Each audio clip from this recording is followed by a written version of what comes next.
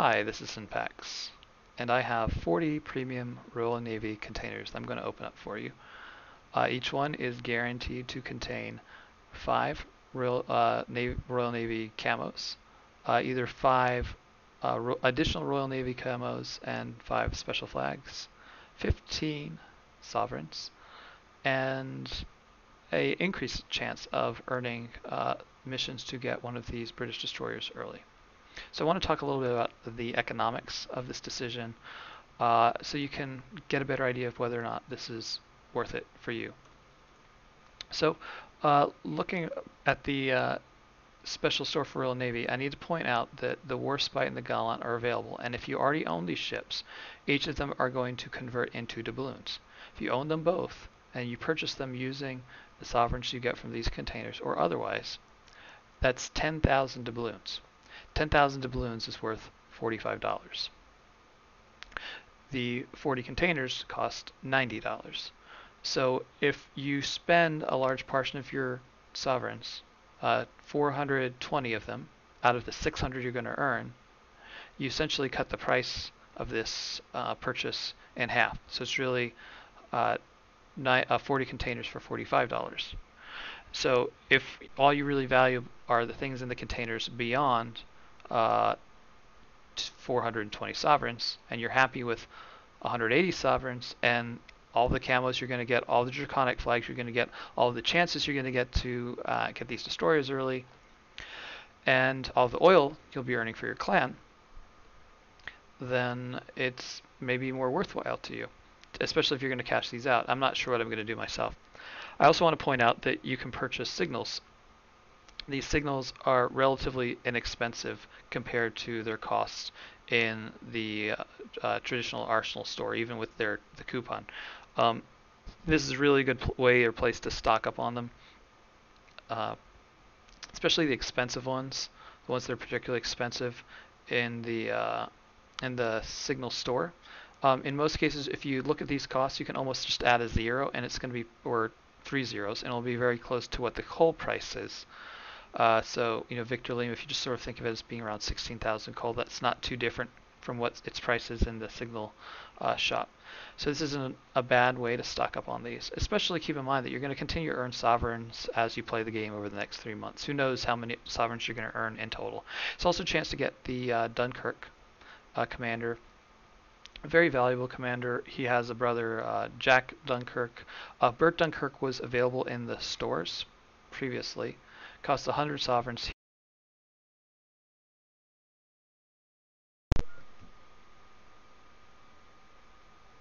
Sorry, it was sold for $15 in the online store.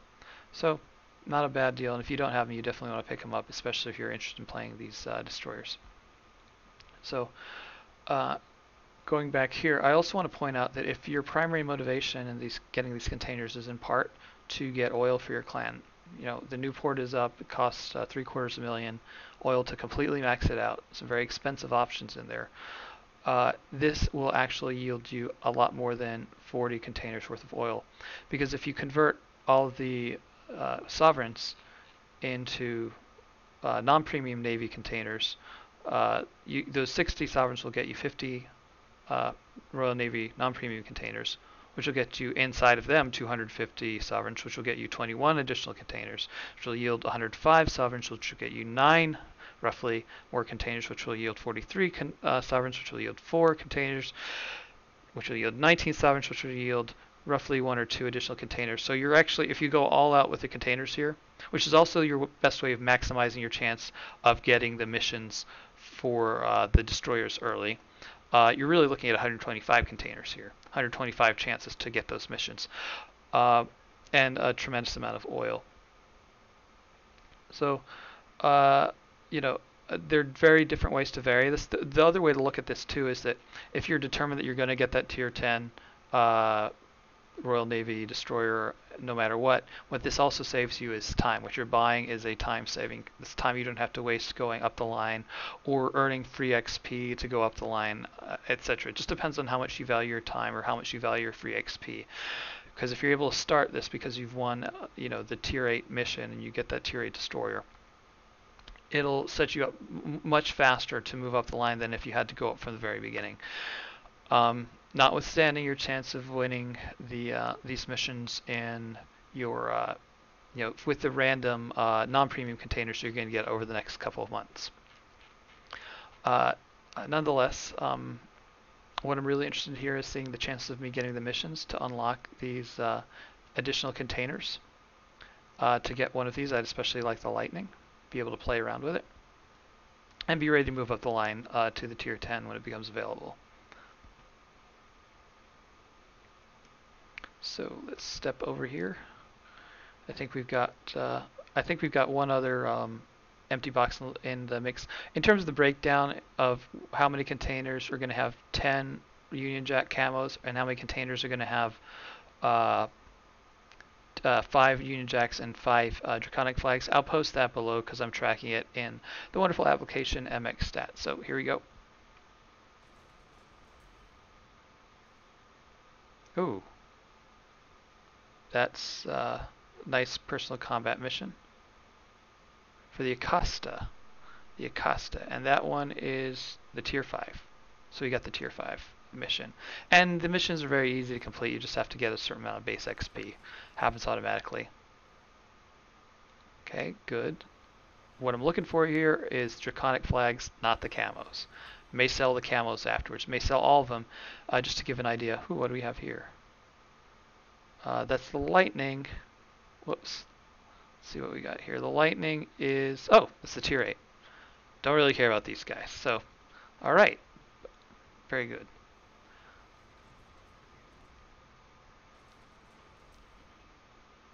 Okay. Now, I really do appreciate the new Draconic Flags. I was a little hesitant when I first heard about them.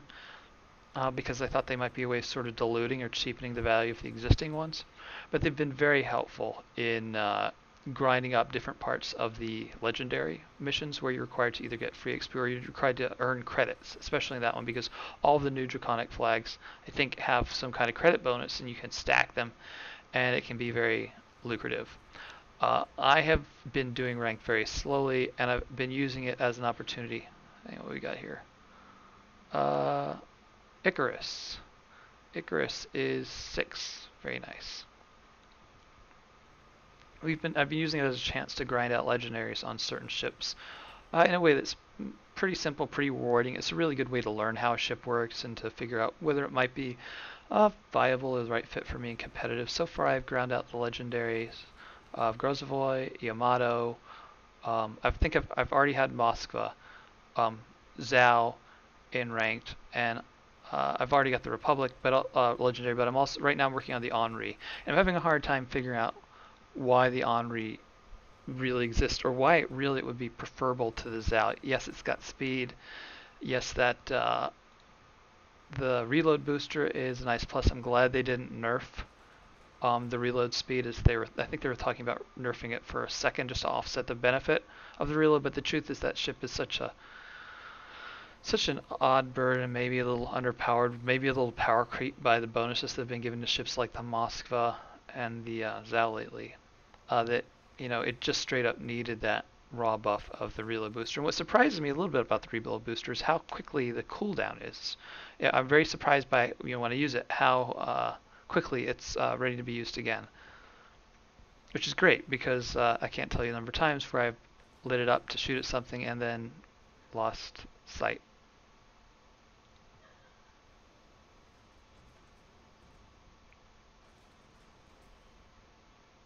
I was going to take this out as an opportunity to pitch my clan. The new guys is primarily invitation only, but we've got a significantly built port with a lot of steel, and we're actually looking for some people to perhaps help us earn some oil and take advantage of those bonuses, and then transition over to our development clan, TNGD, when clan battles start.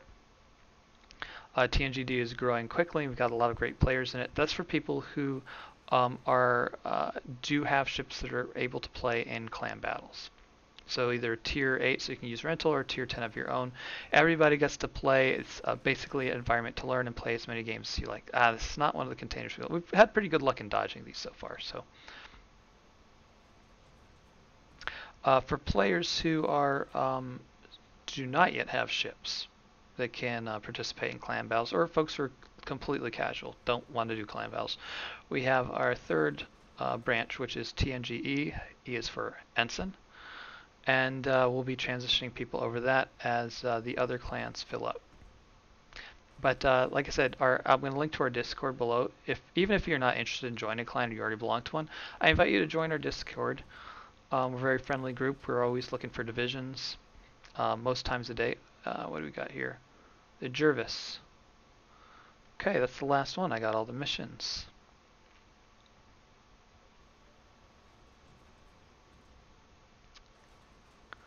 If you are a member of our clan, we do have a few really nice benefits. We've got advanced strategy room where we share video that we capture or have picked up otherwise on how to play the game, especially in a competitive environment. We also have an advice channel where you're free to ask questions, get answers from Unicom players, or post your replay and then get direct feedback on how to make yourself better.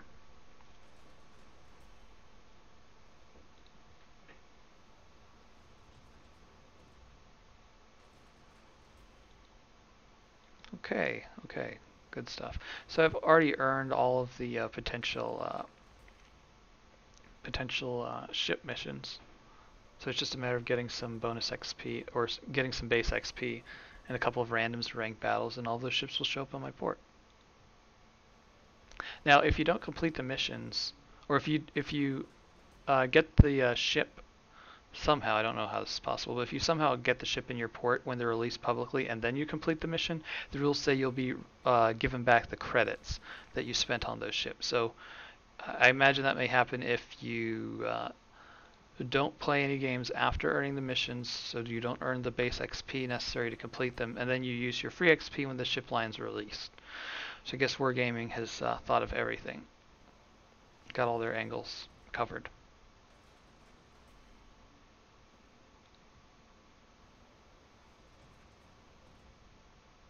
Okay, 5 to go. It would be really nice if they added some luck aspect to this, like steel.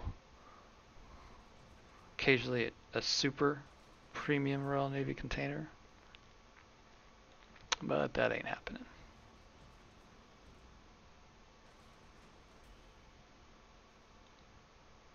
Okay, good. I like those red dragon flags. They're particularly good for grinding up a line. Last one here. Okay, that's it. And I guess I've got one sort of a failed luck box here. Okay, so I will post, if I can, if it was captured, the results of these loot container below, so you can see what the split was. I think I got a little bit lucky. I'm going to go back to port here and over to the arsenal. You can see I should have about 600 sovereigns. Yep, right on the money. No guineas yet, but I think you'll be able to purchase them later, or you'll be able to earn enough so that you only really have to spend $1 to get the long-awaited Cossack, the sister ship of, I think, the Gajah, or maybe essentially the same ship with some changes, I think. And the Gajah is a monster. I'm not sure the Cossack's going to be as strong. Maybe it'll be stronger. We'll find out. Anyway, thanks for watching. Please like and subscribe below. Please come by our Discord and say hello. Again, thanks for watching, and I'll see you again soon.